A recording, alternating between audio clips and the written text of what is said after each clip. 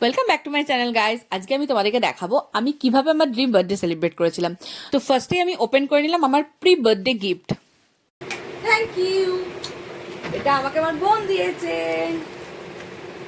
এই ব্যাগটা আমার ভীষণ দরকার ছিল। এটা ট্রাভেল ইউটিলিটি ব্যাগ একটা, এটা দুটো তিনটে চারটে চেন আছে এটাতে। Thank you. গিফট পেয়ে খুশি আমি চলেছিলাম একটু খাবারের অ্যারেঞ্জমেন্ট করতে। আমি এখানে ধনেপাতা আর পুদিনা পাতা এসব ছাড়াচ্ছিলাম। এই যে এখানে ফিশ রাখা রয়েছে, তো ফিশটাকে প্রথমে ম্যারিনেট করার জন্য এর উপরে লেবু ছড়িয়ে দিই, তারপর লেবুটাকে ভালো করে ফিশের মধ্যে মাখিয়ে নিয়ে রেখে দিই।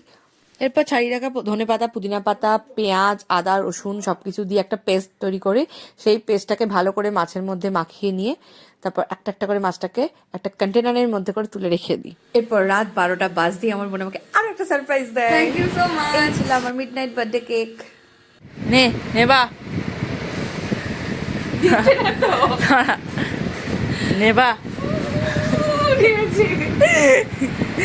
Happy birthday to you, happy birthday to you, happy birthday to দিদি, happy birthday to you.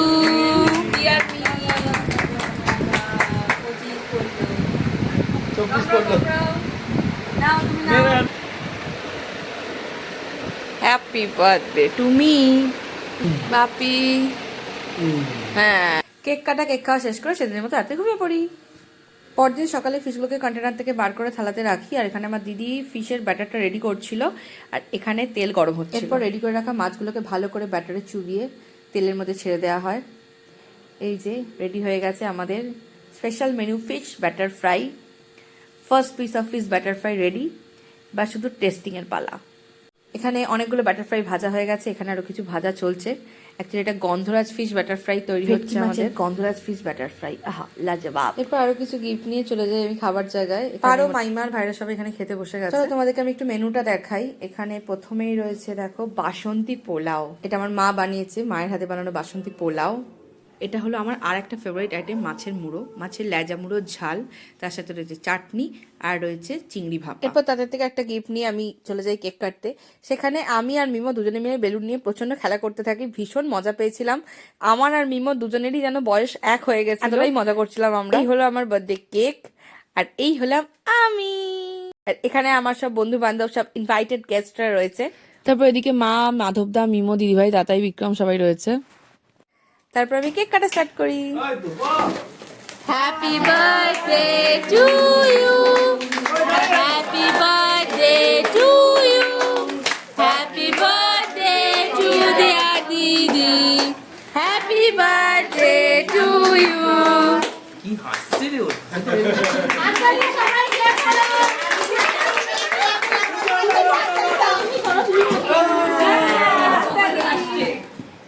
Cake খাওয়ানো এসব শেষ করে বন্ধুদের সাথে একটুখানি ঠাট্টাই আর কি করার পরে আমি দিদিভাই থেকে আরো একটা গিফট পাই।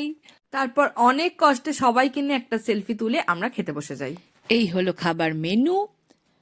এখানে সবাই বসে আছে আর আমার মা পরিবেশন করছে।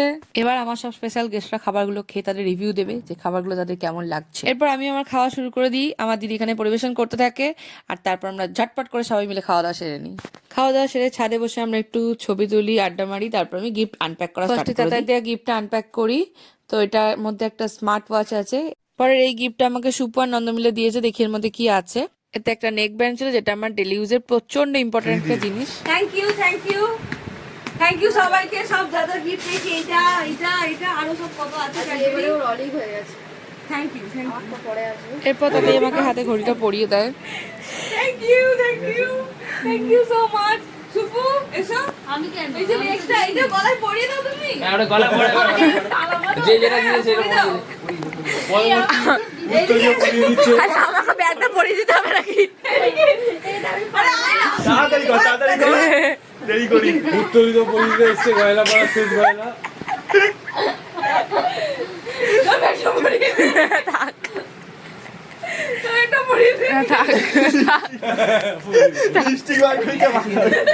কেউ দেয়নি।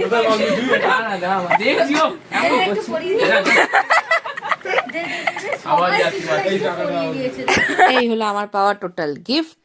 তারপর সন্ধ্যাবেলা মিমোশনার সাথে একটু খেলাধুলা করে দিনটা শেষ করি। আমার ভিডিওটা যদি তোমাদের ভালো লেগে থাকে ভিডিওটাকে লাইক করবে, শেয়ার করবে, সাবস্ক্রাইব করবে আমার চ্যানেল চলো যাই ঘুরি খাই। Until next time, bye bye.